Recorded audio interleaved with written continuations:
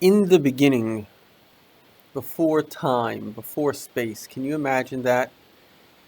We now know from science what Kabbalah has basically taught us, that there was a time before anything, not only matter existed, but time and space. Time and space began at the same moment as matter. In the beginning, God created heaven and earth. He created time, space, and he put in a what's called koyach hiyuli, all of matter. Try to imagine this: the sun, galaxies, billions of stars, all of that. The actual size is the size, this is based on science, of a single electron.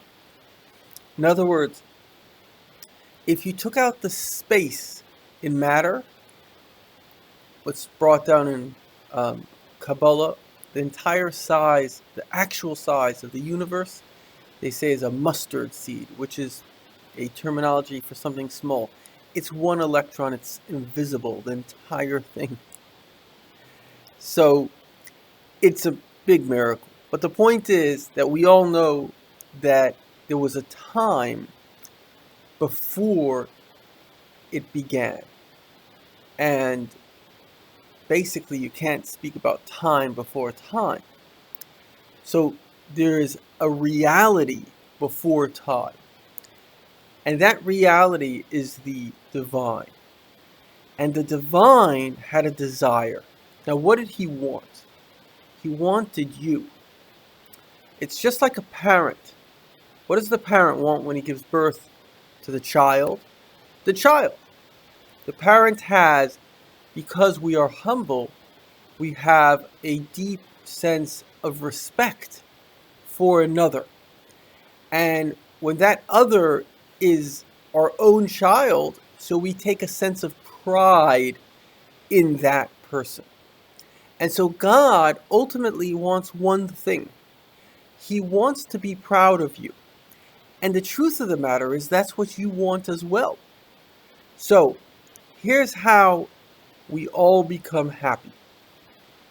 Number one, you have to realize that relative to a good example, in fact, the Rebbe uses this, the Kabbalah predicted that in the year 1840, God will open the floodgates of wisdom of above and below, and they would converge in anticipation of the messianic redemption. So, technology gives us tools to understand God.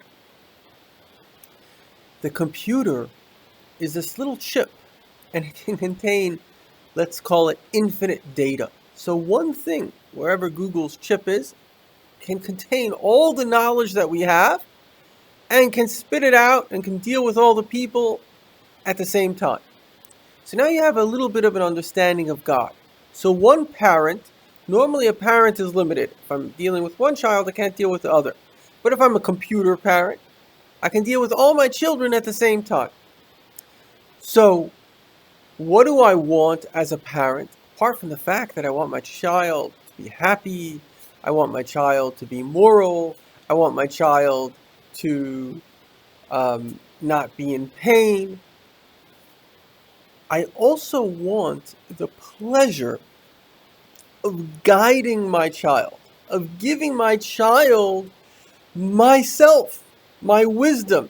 I want my child to take my wisdom, and to make the most productive, meaningful life possible. That would give me pride, and that would give my child pride in himself. And the exact same thing is the entire structure of our reality. First, God made us. Our sages say, and if you get this, you get everything. The first 2,000 years are the 2,000 years of creation or chaos. Man was created, and we were basically, unfortunately, savages. And God didn't like that, and so he created a flood. But everything God does, he does it with forethought. So why make the problem if you're going to wipe it out? The answer is that number one, a person has to have a sense of independence. So God made people, they lived very long, they had a lot of prosperity, so they became arrogant. Arrogance in a way is very important because it makes you think that you're your own little independent, if you want to call it God or person. However, then you need humility. And so God obviously brought a great humility to Noah and his children, so the whole world was humbled. And it wasn't the same level of arrogance. And then along comes Abraham, and most importantly comes the giving of the Torah. God, the only time documented in human history that God came to an entire nation, witnessed by millions upon millions of people. I'm a descendant. Millions of those descendants that generation after generation recounted the story. And then, this is very, very important. God wrote himself, wrote truth, wrote his advice in a book called the Torah, alternatively the Bible. And when we follow it, and the rabbis deduce exactly the laws of interaction, on my website I have God's ethics or meditations for your soul. When we actually do it, treating each other with love, forgiving, all the different things that we have to do, then, and listen carefully, we make ourselves, not we're doing God a favor by listening to him, we're doing ourselves a favor. When we elevate ourselves, then we make ourselves proud and we make God proud. But ultimately, we come to the highest level possible.